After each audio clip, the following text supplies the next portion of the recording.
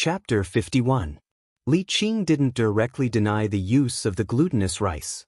Li Mu borrowed some glutinous rice from the villagers of Zhang village and sprinkled it around the ancestral hall of the Zhang family. Regardless of whether the glutinous rice had a restraining effect on zombies, there was no harm in making an extra layer of preparation. The villagers of Zhang village dispersed, and landlord Zhang's direct blood relatives were arranged to stay in the ancestral hall. Although zombies didn't have intelligence and didn't pick humans or animals for blood, the blood essence of direct blood relatives could accelerate their evolution. If the one who killed landlord Zhang was the ancestor of the Zhang family, as long as the bloodline of the Zhang family still existed, it would definitely come back. This was their instinct, so Li Mu and the others only needed to wait in Zhang village. However, after the villagers of Zhang village who went to check on the Zhang family's graveyard returned, Hanja began to doubt his earlier speculation. According to the villagers, there was nothing unusual in the graveyard of the Zhang family's ancestor, which meant that none of them had become zombies. Landlord Zhang's death might just be a coincidence. If that was the case, it wouldn't be so easy to find traces of the zombie. Li Mu thought of the disappearance of landlord Zhang's father's body and asked doubtfully, could it really be the older landlord Zhang? Under normal circumstances, this is impossible. Li Qing denied Li Mu's guess and said, a corpse needs a certain opportunity to become a zombie. First of all, landlord Zhang's father's graveyard must be a place to raise corpses. Only then could it be possible for him to become a zombie. Secondly, even if he became a zombie, it would be the lowest level of white zombie. It would take at least 20 years to evolve into a jumping zombie, and the one who killed landlord Zhang was obviously a jumping zombie. Li Mu thought for a moment and asked, under normal circumstances, this is the case. What about abnormal circumstances? Li Qing said, corpses that have just died not long ago can absorb a large amount of yin energy in a very short period of time and accelerate the evolution process. Perhaps someone has refined the corpses and forcibly helped them evolve. Or perhaps, landlord Zhang's father was bitten to death by the flying stiff, but according to the Yaman's investigation he died of illness. Obviously, if he wanted to know the origin of the zombie that killed landlord Zhang, he just had to see if it would come here tonight. If nothing unexpected happened, Li Mu wouldn't be able to go home tonight. For the past 2 days, he didn't have time to go back and tell Wan. Li Mu felt guilty for taking Lu Hanyan's monthly food allowance. Zhang Shan, Li Si, and the others returned to Zhang village before dark. They searched the cemeteries and mass graves near Zhang village, but they didn't find anything. Hanja's face was filled with doubt as he muttered, that's strange. That zombie couldn't have flown over. That's impossible. If it was a flying zombie, the North County would have already been in chaos. Li Mu learned from the Encyclopedia of Monsters in the 10 Continents that the strength of a jumping stiff was about the same as a cultivator in the assembled spirit realm. Because they were like ghosts but not ghosts, and like demons but not demons, many spells that targeted demons and ghosts were ineffective against them. This made the jumping stiff more difficult to deal with than evil ghosts and shape-shifting demons. However, no matter how difficult it was to deal with, no matter how strong the jumping stiff was, it didn't have any intelligence. Some relied on their instincts and their bodies were stiff. They could only jump and walk. However, a flying stiff was different. Once a zombie evolved into a flying stiff, it could pose a threat to cultivators in the middle realm. Not only would it have basic intelligence, but it could also jump and move like a normal person. It could also suck a person's blood essence and soul without leaving any external injuries. It was said that a flying stiff appeared in the neighboring Zhou County a few days ago. Even the county governor was alarmed. The chaos it caused had yet to subside. That flying stiff had countless eyes on it. It couldn't have run from Zhou County to here. Below the flying stiff, Li Qing and Hanja were here, so it couldn't cause too much trouble. The sky gradually darkened. Zhang Shan, Li Si, and the other 4 constables held weapons smeared with rune blood and stood guard around the ancestral hall. Li Mu sat in the ancestral hall with Bai in his arms, looking at the few direct descendants of the Zhang clan. Li Qing wasn't here. Although the zombie didn't have the 7 spirits, its body was extremely strong and its senses were even sharper. Li Qing was already in the assembled spirit realm.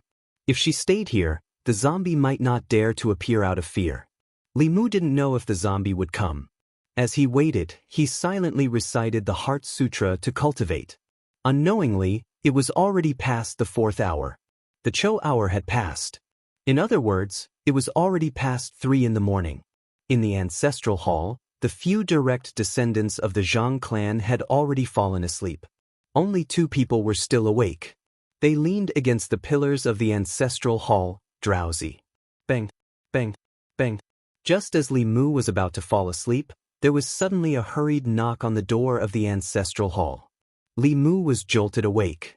He pulled out the Bai sword and walked to the courtyard outside the ancestral hall. He asked loudly, "Who is it?" "It's me. Open the door." Zhang Shan's voice came from outside the door. Li Mu heaved a sigh of relief. He walked over and opened the door. Looking at Zhang Shan outside, he asked, "What's wrong? Did you find anything?" "I've been waiting for half the night, but I didn't find anything." Zhang Shan covered his buttocks and said anxiously, "I think I ate something bad today." "Where's the outhouse?" "I can't hold it in any longer." Li Mu pointed to a corner in the courtyard. Zhang Shan covered his buttocks and immediately ran over. Li Mu closed the door. Before he reached the ancestral hall, there was another knock on the door. Bang, bang, bang. This time, the knocking was even more hurried than the previous one. Li Mu was about to walk over when the 2 sturdy wooden doors collapsed with 2 muffled thuds. A tall, dark figure appeared at the door. The moonlight shone on the figure, revealing a pale face without a trace of blood. The face was full of wrinkles, and the eyes were sunken deep into their sockets. 2 fangs protruded from the corners of his mouth. He stood at the door, and a gust of yin qi came from afar. "It's here." Li Mu was shocked. He immediately took out a bamboo tube from his bosom and lit it without hesitation. A flame shot out from the bamboo tube and exploded in the night sky. Roar! The zombie made a muffled sound from its throat and pounced at Li Mu. Its knees did not bend, but it was extremely fast. It almost left an afterimage. The inch-long nails on its 10 fingers emitted a faint cold light as it stabbed at Li Mu's neck. So fast! Li Mu was shocked. He knew that although jumping zombies were not agile, their speed was much faster than ordinary people. However, he did not expect them to be so fast. Fortunately, he was prepared. He immediately used the leaping rock technique and jumped back several feet, dodging the zombie's attack. Sizzle! The zombie jumped to the ground, but a burst of black smoke suddenly rose from its feet. Its face revealed a hideous and painful expression. It instantly jumped back and did not dare to take another step forward. Li Mu looked at the layer of glutinous rice on the ground and discovered that there was a charred footprint on it. He heaved a sigh of relief and said in his heart, "Praise Uncle Ling." Zhang Shan came out of the outhouse in the corner of the ancestral hall and asked in confusion, "Li Mu, what's burnt?" "Oh my God, what is that?" Seeing the black figure at the door, Zhang Shan's body trembled. He was so scared that his legs went soft and he fell to the ground. Sensing Zhang Shan's aura, the black figure turned around and pounced on Zhang Shan. There was no glutinous rice scattered around the outhouse. Li Mu looked at Zhang Shan and shouted from afar, "Hold your breath." Zhang Shan suddenly pinched his nose. The zombie's figure paused and stood in place. Its movements immediately slowed down. Seeing this scene, Li Mu secretly heaved a sigh of relief. The zombie could not see Zhang Shan in front of it, which meant that it could not see anything. At most, it was just a powerful jumping zombie. Li Qing and Hanja could easily deal with it. He reached into the cloth bag in his arms and took out a handful of glutinous rice. He sprinkled it on the zombie's body. Although the zombie couldn't see, it instinctively sensed danger and jumped away. The moment it landed on the ground, a talisman shot from the front and stuck to its forehead. His body froze on the spot, unable to move at all. Hanja's figure walked out from the darkness. He looked at the zombie with disdain and said, "It's just a jumping zombie. It's neither a demon nor a ghost. What can it do? Be careful." Li Mu pushed his spiritual power to the extreme and almost instantly appeared beside Hanja. He kicked him away, making the 10 sharp nails that stabbed at Hanja's neck miss. The fulu on the zombie's forehead spontaneously combusted and turned into ashes. After the attack aimed at Xianxia missed, it changed the direction of its 10 fingers and stabbed at Li Mu's chest. Bang! His attack still didn't hit. Not only that, but after his attack missed, his entire body was sent flying. Li Qing pushed the zombie back with a palm. She stood in front of Li Mu and said, "Leave it to me. You go and protect the Zhang family." "Boss, be careful." Li Mu warned her and quickly retreated to the ancestral hall's door in case the zombie suddenly attacked.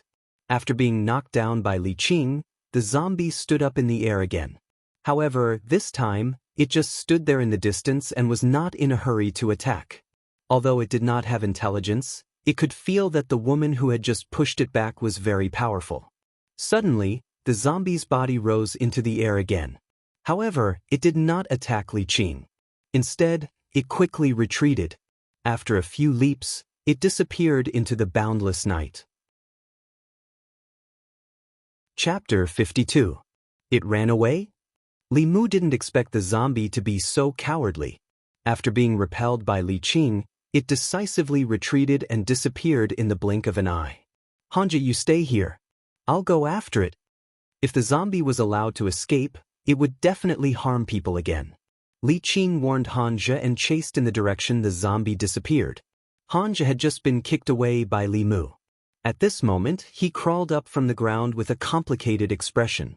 He glanced at Li Mu and said, "Glutinous rice really does have a restraining effect on zombies. I was ignorant and inexperienced in the past, and my skills were not good enough." Li Mu put away his sword and said, "I'll go see if anyone is injured." Li Mu walked out of the ancestral hall and found that Li Si and the other constables were still in their original positions. It seemed that the zombie was very persistent in its target and was bent on sucking the blood essence of its own people. He gathered everyone and went back to the ancestral hall's courtyard. He used glutinous rice to form a circle outside.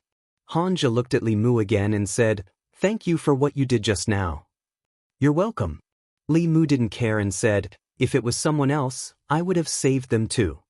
Xianxia didn't say anything else, but a young man ran out of the ancestral hall and said in horror, "It's Grandpa. The zombie just now was Grandpa." Xianxia frowned and asked, "That zombie was the older landlord Zhang. Are you sure you didn't get it wrong?" The young man trembled and said, "I can't be wrong. It's really Grandpa. How is this possible?"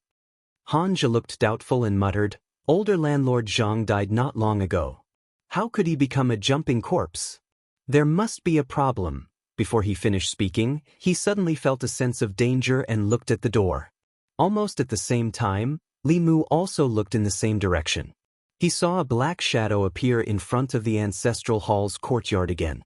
The old landlord Zhang turned into a zombie and returned, but Li Qing didn't follow him. One of the constables panicked and shouted, "It's back! That thing is back!" Xianxia didn't expect the zombie to know how to lure the tiger away from the mountain. His face became even gloomier. He quickly said to the constables, "Go back to the ancestral hall and close the door. Don't come out if you hear anything." Several bailiffs dragged the young man back to the ancestral hall. Only Li Mu, Xianxia, and the zombie were left in the courtyard.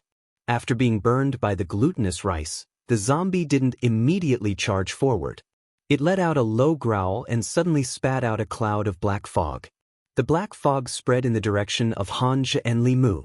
The two of them didn't dare to delay and jumped back to the entrance of the ancestral hall. The black fog didn't spread over. It only swept across the ground of the courtyard. When the glutinous rice on the ground came into contact with the black fog, it instantly turned black. Not good. Just as Xianxia spoke, the zombie roared again and pounced. Without the restraint of the glutinous rice, he could set foot in any place in the courtyard. His first target was Li Mu. His 10 fingers carried a cold light as he stabbed at Li Mu. His sharp nails were his weapon. As long as Li Mu was pierced by him, there would be 10 more bloody holes on his body. With Xianxia around, Li Mu couldn't use his lightning technique. Of course, the zombie was extremely fast. Even if Li Mu used his lightning technique, he might not be able to hit it. Instead, he would be able to close in on him due to the pause in his casting. Fortunately, Li Mu was already very proficient in the light body movement technique. Although the zombie was fast, its agility was lacking. Li Mu dodged left and right with ease. What made him depressed was that he and Hanja were the only two people in the courtyard. However, even when the zombie passed by Hanja, it was indifferent. It was determined to attack him, as if it had identified Li Mu as its target.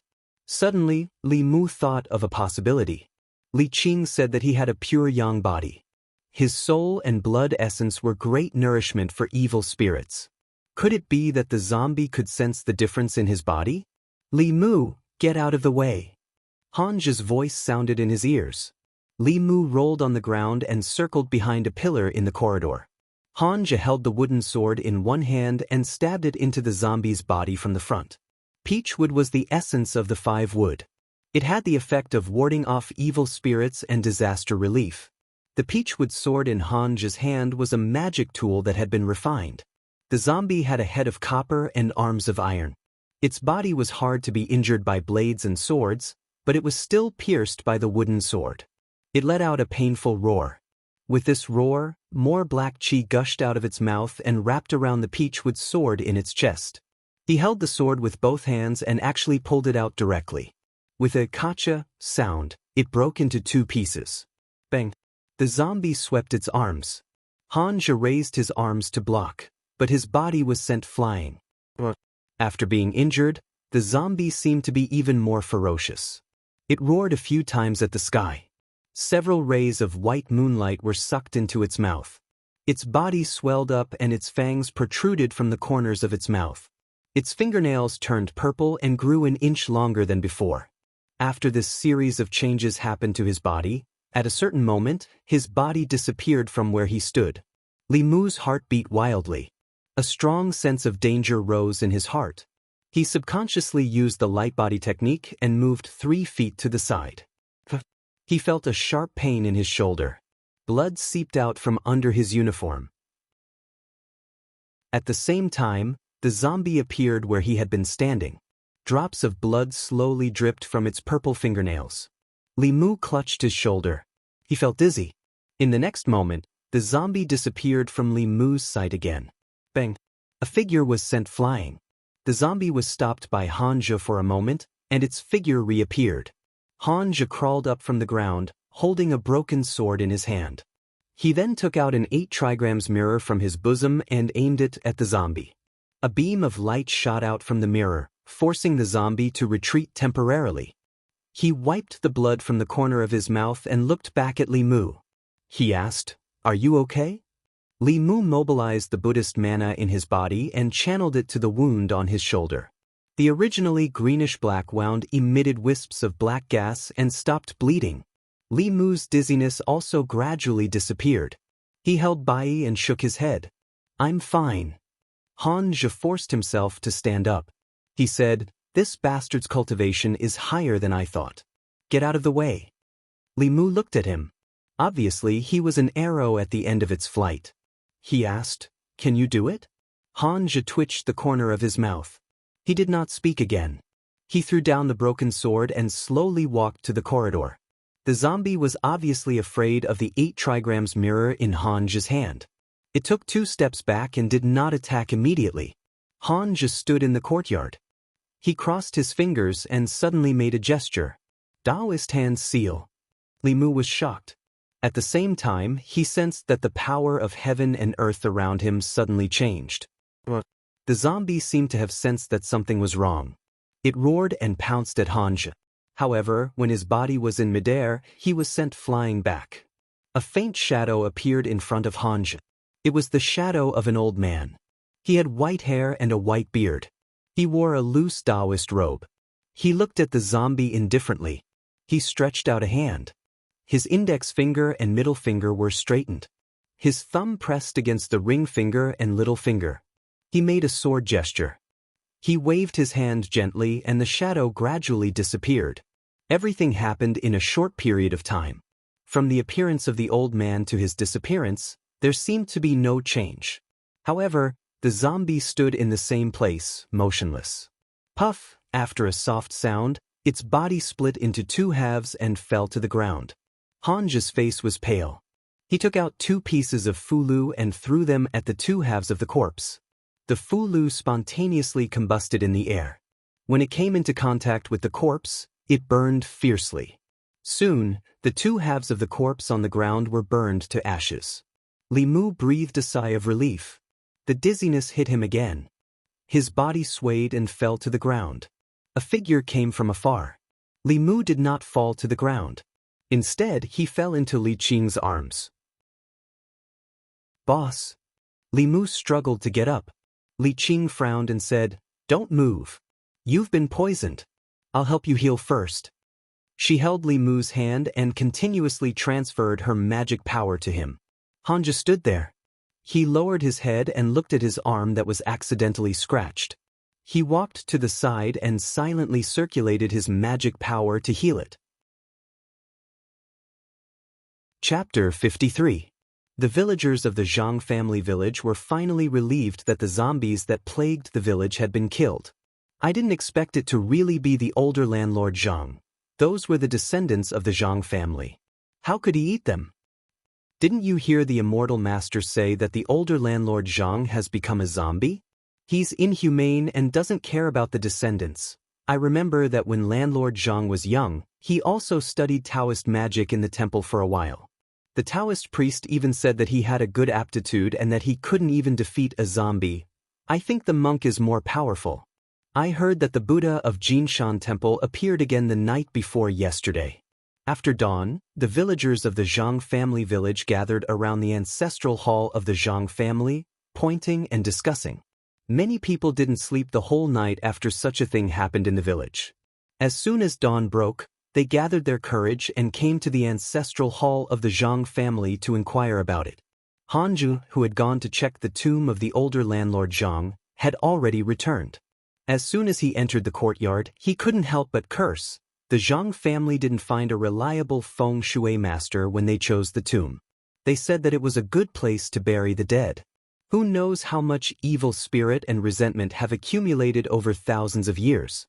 No wonder he turned into a zombie as soon as he was buried and evolved into a jumping zombie in such a short time. The only suspicious point about the zombie incident in the Zhang family village was that the older landlord Zhang had turned into a zombie not long after his death. Moreover, his cultivation was so high that Han Zhe and Li Mu were almost killed by him. After Han Zhe carefully checked the tomb, he finally found the answer. Not only was the place where Squire Zhang had been buried not a place with good feng shui, but it was also a cave of great evil. Large amounts of baleful yin energy had gathered underground, and the corpses buried there would transform within a few days. After absorbing the baleful yin energy, their strength would explode for a short period of time. Coupled with the fact that they had absorbed the blood of their kin, they would have the terrifying cultivation base of a zombie. At this point, there were no more doubts about landlord Zhang's death, and the case could be closed. The Zhang family could be said to be extremely unlucky. The old official had just died, and a month later, a new official had died. They even encountered such an evil thing. For the county government and Zhang family village, it was already considered lucky that the situation did not continue to escalate. Li Mu was injured by the zombie yesterday, so his face was still pale. He lamented, "That zombie has only cultivated for less than a month, and it already has such a high level of attainment. It's comparable to dozens of years of cultivation for monsters and humans. It really doesn't make sense. This isn't the only unreasonable thing in the cultivation world. This is nothing." Hanja pursed his lips and said, "This beast has absorbed so much baleful yin qi, but it's only equivalent to the third realm of cultivation. There was once a person who was full of resentment before he died and turned into a malicious spirit after his death. His strength was close to the sixth realm, and he wreaked havoc in the world. Countless cultivators died at his hands. That time, the imperial court sent out powerful cultivators of the upper 3 realms to completely kill him. The source of power of ghosts was different from that of cultivators. Li Mu could not be envious, and there was no need for him to be envious. The case of Zhang family village ended. Hanja left 2 constables to clean up the mess and pacify the people. The rest returned to the county government. In the guard room, Li Qing once again sent a stream of mana to Li Mu and said, "You're injured. Go home and rest. Don't worry about the yamen for now." Li Mu nodded. He had not rested for 2 days. Even though he had already started cultivating, his body still could not take it. He walked out of the guard room and prepared to go home. Old Wang poked his head out of the guard room next door and said, "Li Mu, you haven't been here for 2 days. This morning, when the yamen just opened, a girl came to the county government to look for you." Li Mu was stunned and asked, "Girl? Which girl?" Old Wang thought for a moment and said, "I can't remember her name. But that girl was very beautiful. She had a good figure." In front of her, Miss Qing was like a child. Hearing Old Wang say this, Li Mu knew who came. Lu Hanyan came to the yamen to look for him this morning. Did she run into some kind of trouble? Li Mu walked all the way home. He planned to change his clothes first and then go next door to ask. He had just taken out his key when the door to the courtyard next door suddenly opened. Lu Hanyan walked out quickly. When she saw Li Mu, she sighed in relief and asked, "Where have you been these 2 days?" "2 cases happened in the yamen. I went out to investigate." Li Mu explained and asked again, "They said you went to the yamen to look for me. What happened?" Lu Hanyan rolled her eyes at him and said, "It was Wan who was worried about you. She asked me to go to the county yamen to ask." As she spoke, she saw the blood on Li Mu's shoulder. She quickly walked up and asked with a worried face, "Are you hurt?" Li Mu didn't have time to change his clothes and was ready to go back to treat the wound. He shook his head and said, "It's just a small wound." Lu Hanyan saw that the clothes on his shoulder were torn into strips of cloth and she could vaguely see a few horrible wounds. Her face was slightly pale and she asked, "How did you get hurt?" Li Mu was afraid that he would scare her by saying that it was a zombie scratch. He smiled and said, "It's nothing serious. I'll go back and change my clothes first." Li Mu returned home and took off his clothes.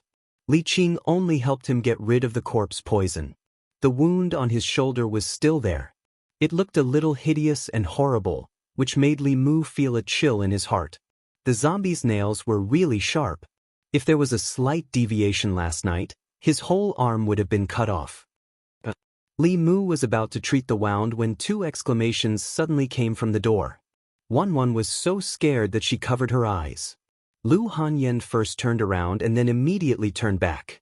Seeing the 5 wounds on Li Mu's shoulder, she hurriedly said, "Doctor, come in." Seeing a doctor with a medicine box come in, Li Mu knew that she had just called a doctor for him. The old man took a few steps forward and looked at Li Mu's shoulder in astonishment. He asked, "Hiss, it seems like he was scratched by something, but it doesn't look like a beast. Lady Lu, I'll make some medicine for him first. Please help him clean the wound first." Lu Hanyan looked at the little maidservant who was about to cry with a pale face and said, "Wang, go and get some hot water." Wan quickly ran out and soon came in with a basin of hot water. Lu Hanyan wet the towel and sat in front of the bed. Li Mu quickly said, "I'll do it myself. I can do it." Although he only exposed his shoulder at the moment, he must take off his shirt to clean the wound. Men and women should be careful. At that time, she would still be here, so it would be inappropriate. Seeing that Li Mu's other hand was not injured, Lu Hanyan handed him the towel and said, "One, let's go out first." She walked out of the room and saw 2 figures, one fat and one thin, coming in from outside. Lu Hanyan had seen one of them and knew that he was also a bailiff of the county government. His surname seemed to be Zhang. Although she had never seen the other tall and thin one, looking at his official uniform, he should be another colleague. Li Si's eyes swept over Lu Hanyan and no longer looked at her. Zhang Shan smiled and said warmly, "Lady Lu, you're also here. You're here to see Li Mu, right? The doctor is applying medicine for him inside." Lu Hanyan nodded slightly to the 2 of them. She changed her mind and asked, "What case did he investigate these 2 days? How did he get so seriously injured?" Li Si did not answer, but Zhang Shan seemed to have opened up a chatterbox. He said with joy, "This case is a bit complicated. The chickens and sheep in Zhang village were sucked of blood. At first, we thought it was just 2 yellow-skinned elites, but who would have thought that there was a zombie? Last night, we fought with the zombie for 300 rounds. Li Mu was scratched by the zombie. Lu Hanyan looked at them in a daze and murmured, "Demon, zombie?" Xianxia nodded and said, "In fact, there was a tiger demon before, but it was killed by a monk. By the way, has the doctor finished applying medicine?" "I'll go in and see." Li Si kicked him in the leg and said, "What are you looking at?" "The boss said to let Li Mu have a good rest and not disturb him. You didn't go back last night. Why don't you go back and tell your wife?" Zhang Shan's expression changed when he heard this. He put down the fruit in his hand and immediately said, "I'll go back first. I'll come to see Li Mu later. Lady Lu, please help us take these things in." Chapter 54. The doctor helped Li Mu apply the medicine and simply bandaged his shoulder. Then he packed up and left. After a while, Lu Hanyan and Wan Wan walked into the room. He looked at Li Mu and moved his lips as if he wanted to say something, but stopped on second thought. Li Mu leaned against the headboard and said, "I'll give you the doctor's fee and medicine later." Lu Hanyan shook her head and said, "You're now the storyteller of the tea house. Many customers come here because of you. The tea house depends on you to make money. We can still afford to pay for the doctor's fee and medicine." Since she said so, Li Mu didn't insist. Wan Wan trotted to the bed and looked at Li Mu with admiration. She asked, "Young master, did you really go to catch a monster?" Li Mu had just heard Zhang Shan's voice coming from outside. Presumably, the talkative Zhang Shan must have told him everything. He might even add a few more details. He smiled and said, "We didn't catch the monster, but we were almost caught by the monster." Wan Wan squatted in front of the bed and said, "Miss has been worried about you these 2 days." Lu Hanyan glanced at her. "Who's worried? Who's been lying on the wall watching you these 2 days?" Li Mu looked up at Lu Hanyan and said, "I'm sorry. The cases in the yamen come and go all the time. I can't go home most of the time. I've made you worry." Lu Hanyan finally couldn't help but say, "It's so dangerous to be a constable and your body. Can't you just quit being a constable? Whether it's writing or telling stories, you'll be safe. If you go on like this, you'll lose your life sooner or later." Although she knew that demons and ghosts existed in this world, it was only hearsay. She always thought that demons and zombies were things that were very far away from her. Until she met Li Mu could hear Lu Hanyan's concern. After the misunderstanding was resolved, the two of them were not only neighbors, but also friends. Her words were completely for Li Mu's sake. However, for Li Mu, being a constable could help him condense his soul. He wouldn't give it up no matter what. Moreover, there was still Li Qing in the yamen. Without her help, Li Mu probably only had less than half a year left to live. Lu Hanyan was only a normal person. The details of cultivation couldn't be explained to her. Li Mu didn't want to explain either. He only smiled and said, "Life is important, but if even a constable is so afraid of death, who will protect your safety and the safety of the common people?" He looked at Lu Hanyan and said seriously, "It's precisely because life is important that it can't be wasted. A person's life should be spent like this. When he looks back on the past, he shouldn't feel regret for wasting his time, nor should he feel shame for doing nothing. Even if I only have half a year left to live, in this half a year, I will do what I want to do, what I should do." A moment later, Lu Hanyan and Wan Wan walked out of Li Mu's room. Wan Wan turned her head and asked in confusion, "Miss, what does the young master mean?" Lu Hanyan was silent for a long time before she sighed and said softly, "You're still young. It's fine if you don't understand, but you have to know that there are many demons and ghosts in this world. The reason why we can live peacefully here is because there are people like him, silently protecting us in the dark." Wan Wan nodded as if she understood and said, "I understand. The young master is secretly protecting us. He's injured now. Miss, can I stay and take care of him?" Lu Hanyan nodded and said, "I'll go boil some nourishing soup. Bring it to him in a moment." This wasn't the first time that Li Mu had seen Lu Hanyan's cooking skills, but when Wan Wan fed Li Mu spoonful after spoonful of chicken soup, Li Mu couldn't help but have the impulse to marry Lu Hanyan. This way, he could drink this delicious soup every day. Wan Wan moved a small stool and sat in front of the bed. She put the spoon to Li Mu's mouth and said, "Open your mouth." Li Mu opened his mouth and she slowly fed the soup to Li Mu. Li Mu originally wanted to drink it himself, but his right shoulder was injured. After applying medicine and bandaging, his entire arm couldn't move.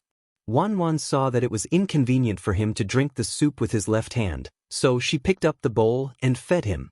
Ever since Li Mu was weaned, he hadn't been served like this. The little maid was really considerate. He didn't dote on her for nothing these days.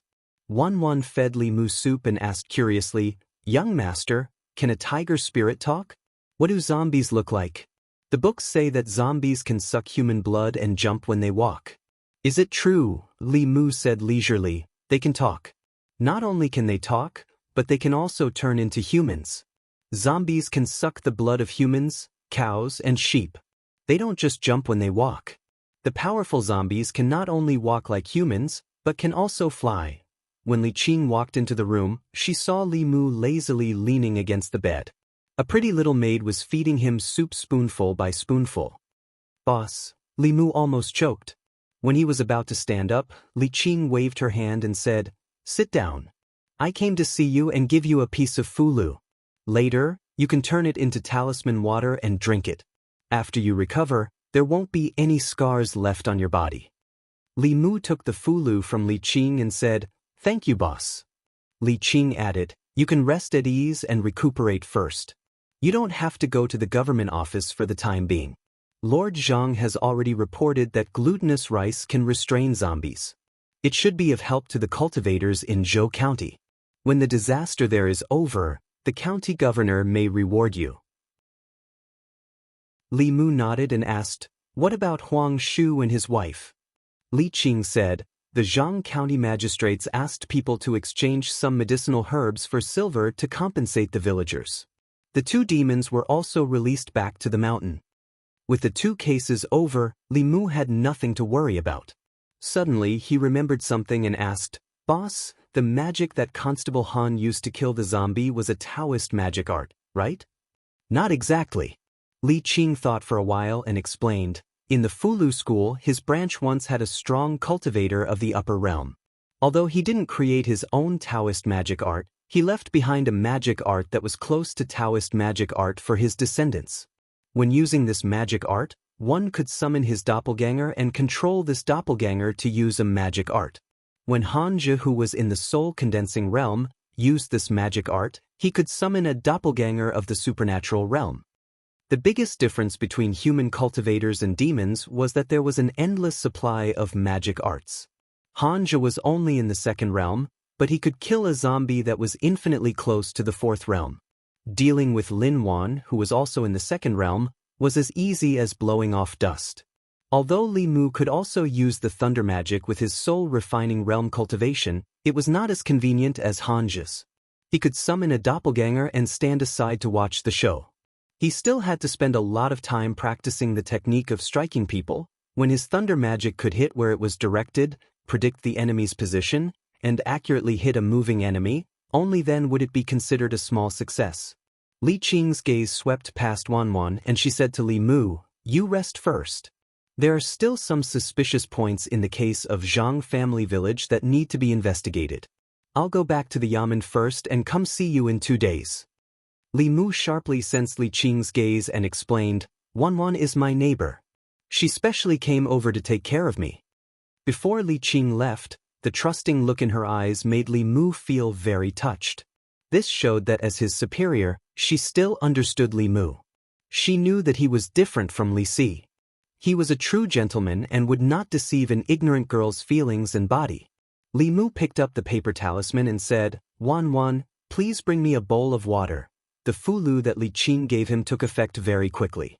The wound on Li Mu's shoulder healed at an unimaginable speed. In just 3 days, the wound on his shoulder had already formed a scab, and there was only a slight inconvenience in his movements. These 3 days were the most comfortable days Li Mu had had since he came to this world. Under Wan's care, his clothes and food were all provided to him. Other than going to the toilet, there was someone to do everything for him. Li Mu finally understood why rich families always kept a few servant girls. This kind of life was simply a land of warmth and gentleness. However, a land of warmth and gentleness was also a hero's grave. Li Mu understood this principle. After enjoying the life of a young master for 3 days, he once again went to the tea house of Yunyan Pavilion. In the private room, Lu Hanyan looked at him and advised, "You should rest for a few more days. It won't be too late to come back after your injuries have healed." "No need." Li Mu shook his head and said, "As a storyteller, the people who like me are my parents. I can't let them wait for too long." Lu Hanyan saw that his complexion was good and did not insist. She only looked at Li Mu with a strange expression and asked, "Then do you mind letting your parents know where you live? Many of them want to personally come and give you gifts. Please don't." Li Mu waved his hand and said, "You know, I'm a low-key person. I only want to live a quiet life and don't want to be disturbed by too many people." Chapter 55. Yunyan Pavilion, Tea House. After the rooster crowed, the old man still didn't dare to go back. It wasn't until noon, when the sun was high in the sky, that he walked back nervously. However, when he returned to Clearwater Bay, he saw an unbelievable scene. He saw the 2 water ghosts, the young man who passed by that day, and the Daoist priest working together to steal all his grapes. After a few days, the young storyteller finally returned. Everyone heard the ending of the story of the water ghost and the old man as they wished. Although many people were shocked by the sudden turn of events and slammed the table in anger, they had no choice but to admit that this unheard-of plot was much more exciting than listening to other storytellers. This young storyteller would tell 3 to 5 stories a day. When he reached the last story, in order to keep the guests, he would purposely stop at the most exciting part. Although everyone was angry, they knew that this was the storyteller's way of keeping the guests. At most, they would curse a few words, but they wouldn't rush up the stage to beat the storyteller up. In Yuntai County, there was a county magistrate named Li. His family was very rich and raised 7 beautiful concubines. His treasures were piled up like a mountain. One day, County Magistrate Li suddenly died. A Daoist priest came to his house and said that he could bring him back to life. The Daoist priest gave County Magistrate Li's old servant a paper bag and warned him to look at it only when the situation was critical. After that, the Daoist priest disappeared. When the old servant returned home, he couldn't help but open the paper bag and secretly look at its contents. What was written on the paper was, "If you want to know what was written on the paper, tomorrow at the same time. Be there or be square." The gripping story, the familiar, "If you want to know what will happen in the future, wait for the next episode." The guests below the stage angrily shouted a few times, "Bastard, this again, I'll break your legs," and so on. Then they scattered while cursing. Li Mu slipped out of Yunyan Pavilion through the back door. He estimated that at this speed, he would be able to gather all the anger he needed to condense the second soul in 10 days and half a month. If he had enough courage to refine the anger, he would be able to refine the second soul immediately. He did not know if the tiger demon was bold enough. If it was not, he would have to find other opportunities. Old Wang's theory of survival of the fittest was cruel, but it was a realistic law of survival. Li Mu would not kill demons and take their souls for the sake of cultivation, but if the evil demons were executed on the spot, he would not waste his courage. It was not that there were no shortcuts on the road of cultivation, but one had to stick to one's heart and bottom line. Li Mu was always using Li Qing's words to ask himself. He went to the duty room and saw Zhang Shan, Li Si, and old Wang eating watermelon around the table. Zhang Shan looked up and asked in surprise, "Li Mu, why did you come to the yamen instead of recuperating?" Li Mu picked up a slice of watermelon and said, "The boss gave me a fulu for treatment. I'm almost healed." Zhang Shan shook his head and said, "You've just recovered and you're already here. You're really getting more and more diligent." Old Wang asked Li Mu while eating the watermelon, "Where did you learn that glutinous rice can restrain zombies? I've looked through hundreds of books, but I couldn't find any record of it." Li Mu said, "A Taoist priest told me when I was young. It might be his secret method." "It's also possible." Old Wang threw away the watermelon peel and said, "You have to write this down in the Encyclopedia of Monsters in the 10 Continents. Later on, when people encounter zombies, they will have one more way to defend themselves." He wiped his mouth and asked, "By the way, did you take the zombies' courage? Li Mu was stunned for a moment and asked, "Zombies also have courage?" "Zombies have been dead for so long that their spirits have long been scattered." "Of course not." Old Wang shook his head and said, "But you don't think that zombies only suck human blood when they harm people, do you?" Old Wang read a lot of books and his knowledge was much broader than Li Mu's. Li Mu looked at him and asked, "What else?" Old Wang picked up another slice of watermelon and said, "White zombies and black zombies only suck human blood. They just became zombies not long ago and can only suck human blood. But jumping zombies are different. Not only can they absorb the moonlight to cultivate, but they can also absorb the human spirit when they suck blood. A jumping zombie with decades of cultivation has accumulated a lot of people's courage in its body. It's much more useful than monsters," Li Mu said regretfully. "Why didn't you say so earlier?" Old Wang shrugged. "You didn't ask earlier." Li Mu really didn't know this. If he had known earlier, he would have asked Hanja to burn the zombie later. But on second thought, old landlord Zhang was different from those jumping zombies with decades of cultivation. He had died less than half a month ago and had only bitten one person and 2 sheep. There shouldn't be much courage left in his body. Thinking of this, he didn't feel so regretful. It's not too late to know now. Old Wang finished the watermelon quickly and said, "The zombie disaster in Zhou County hasn't been solved yet. If you go to Zhou County now, you should be able to absorb a lot of courage. Many cultivators in Beijing have gone to Zhou County. In addition to helping to quell the zombie disaster, they should also have the same idea." Although the courage of the zombies in Zhou County was very attractive to Li Mu could still weigh his own weight. A jumping zombie almost killed him. Zhou County even had flying zombies. Wasn't it better to follow Li Qing and kill a few evil monsters? There was no need to take such a big risk just to take a shortcut. However, Old Wang reminded him that there was nothing wrong with reading more books. If Li Mu was as knowledgeable as Old Wang, he wouldn't have wasted so many opportunities. He looked at Old Wang and said, "What books have you been reading recently? Recommend a few to me." Old Wang thought for a moment and said, "Picking Flowers, A Curtain of Spring Dreams, Beautiful Empress of 10,000 Demons, and Strange Stories from a Chinese Studio. It was just published yesterday. It really opened my eyes. There are people and ghosts, people and demons, people and ghosts and demons. There are female ghosts, snake demons, and even dragons. I have to admit that the person who wrote this book is really a genius." When Zhang Shan heard this, he immediately became spirited and said, "Old Wang, when you finish reading these books, lend them to me." Picking Flowers, Spring Dreams, Beautiful Empress didn't sound like a serious book. How could it be compared with Strange Stories from a Chinese Studio? One was a pure erotic novel, while the other had depth and connotation. It either exposed the darkness of feudal rule or resisted the shackles of feudal etiquette.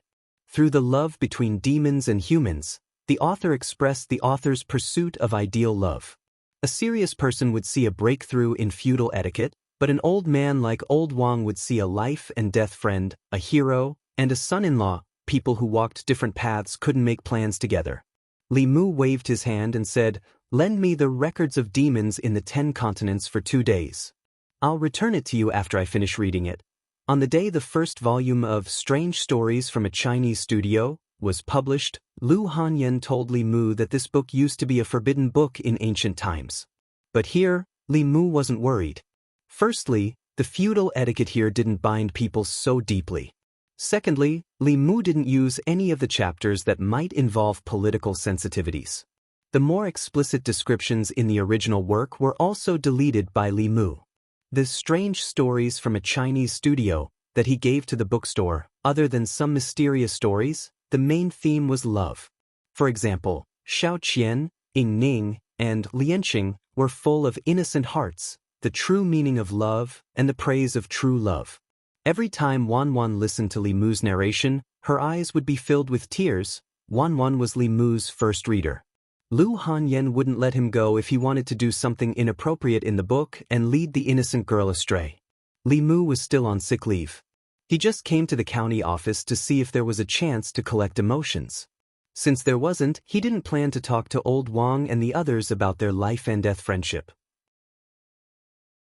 Before leaving, Li Mu said to old Wang, "Next time, if something like this happens again, remember to tell me in advance." Even Li Qing didn't know about the matter of extracting the zombie's courage. Old Wang had lived long enough and was very knowledgeable. He could totally act as his cultivation consultant. Li Mu had to remind him so that he wouldn't always give advice after the fact. After leaving the county office, Li Mu went straight home. He had been recuperating at home for the past few days. Although he had found out about the person Su he asked him to find out, he didn't have the chance to tell her. After returning home, Li Mu first cooked noodles for him and Wanwan. After lunch, he personally cooked a few dishes and put them in a lunchbox. When he went out and passed by Yunyan Pavilion, he picked up a few novels and left the city in the direction of Clearwater Bay. Chapter 56. At the Bay of Clearwater, in a small house by the water covered by illusion. Su he glanced at Li Mu and said slowly, "You said you would come to see me when you have time. You haven't come for so long. I thought you had forgotten me," Li Mu said with some embarrassment. "A few days ago, there was a murder case in the county government. I was slightly injured when I was investigating the case. I just barely recovered now." Suhi's eyes were no longer bitter. She asked doubtfully, "Although your cultivation is not high, you know Daoist magic arts. The Buddha's light is also specialized in restraining demons and ghosts. What could hurt you?" "It was a jumping zombie," Li Mu explained. "I haven't fully mastered the thunder method. It's not easy to use it in front of outsiders." He didn't continue the topic. He put the food box on the table and said, "Before I came, I made a few dishes. Have a taste." Su he suddenly became interested. She floated to the table and said, "I haven't tasted food for 20 years. "You are so considerate."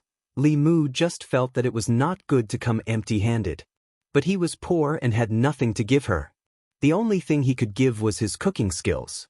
Although Su he had the body of evil ghost, her cultivation had reached the middle 3 realms. It was just a matter of a thought for her to condense a body. Even if the condensed body was fundamentally different from a living person's body, most of its functions were the same. Li Mu sat at the table and asked, "How does it taste?" Suhi's eyes flashed and said, "Even if you say you are not a constable, but a chef in a restaurant, I will believe you." Li Mu smiled and said, "If it suits your taste, I will bring more next time." Suhi reached out her hand and said, "It's a deal." Li Mu reached out his hand and clapped with her hand. He said, "It's a deal." Suhi ate slowly. Li Mu thought of the purpose of his visit and said, "I've found the person you asked me to inquire about last time." Suhi paused in the middle of picking up the food and asked faintly, "Is he still in Yangqiu County?" Li Mu shook his head and said, "He was only the county magistrate of Yangqiu County for half a year before he was transferred to another county. I heard that he was promoted and even married the county magistrate's daughter." Suhi pursed her lips.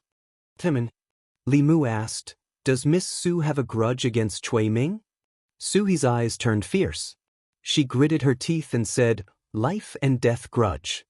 She did not explain in detail and Li Mu did not ask. He only remembered the name Cui Ming. Suhi had saved his life. If he had the chance to meet her enemy in the future, he would figure out the whole story and think of a way to avenge her. Suhi's expression quickly returned to normal. She glanced at Li Mu and said, "You are different from those men. In the future, you don't have to call me Miss Su. I am a few years older than you. It's not too much for you to call me sister, right?" Li Mu thought to himself that she was more than a few years older than him. Even if she was in her teens when she died, 20 years had passed and she was now in her 30s. There was a difference in seniority between the two of them. Seeing that Li Mu did not speak, Suhi looked at him. "Why, are you unwilling?" Li Mu thought for a moment and asked, "How old were you when you died?" Suhi was startled at first, then she said angrily, "I will always be 18. Demonic ghosts were different from humans. It seemed that age could not be calculated according to human standards. Li Mu hurriedly said, "That's not what I meant." "Then what did you mean?" "What I meant was, sister, are you full? If not, I'll go catch a fish from the lake and roast it for you." Just catching a fish and roasting it was tasteless. Fortunately, Li Mu had thought it through. He had considered Su He's taste and prepared some seasonings at the bottom of the food box before he came. Although there was not much variety, it was enough to roast the fish. Su He finished the food Li Mu brought and ate 2 more roasted fish. Only then did a satisfied expression appear on her face. Li Mu went to a faraway place and began practicing the thunder technique. Su He knew him inside out. When it came to practicing Dao techniques, Li Mu had no need to avoid her. Moreover, this place was far away from the county. Practicing here would not attract the attention of others. Li Mu could practice without worry. Boom! A bolt of lightning fell from the sky, but it did not hit the ground.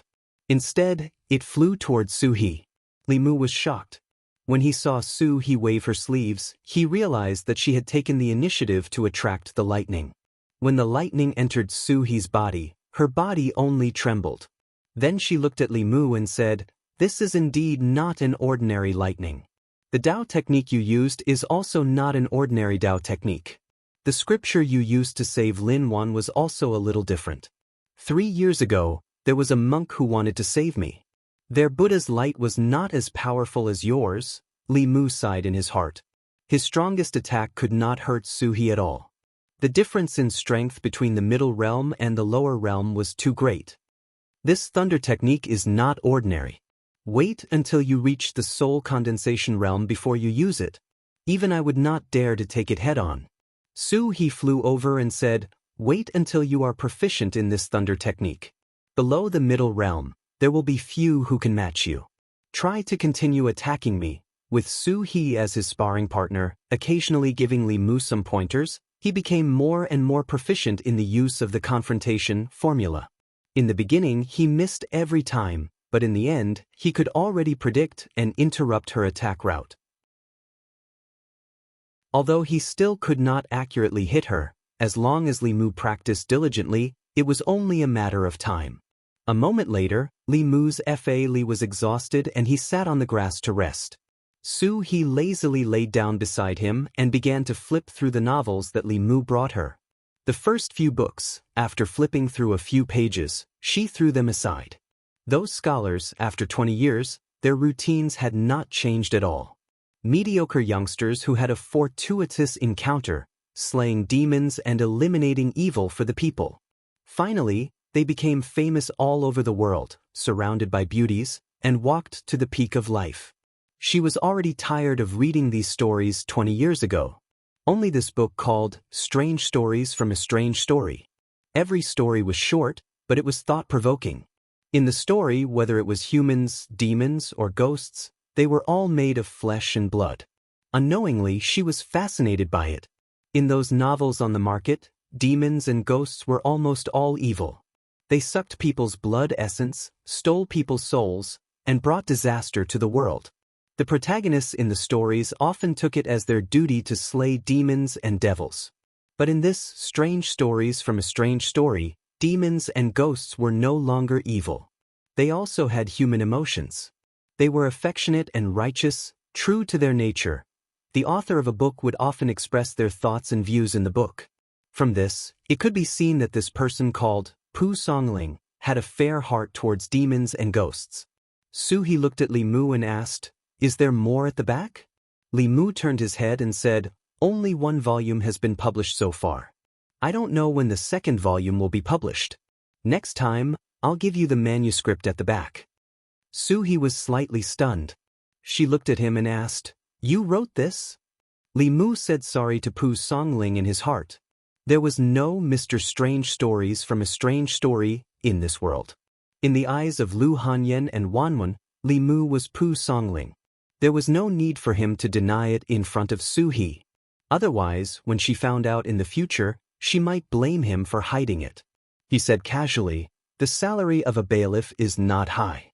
In my free time, I write novels to earn some royalties to support my family." It was not that Su He did not believe in Li Mu. She was just surprised that he, as a bailiff, could write such a delicate and touching story.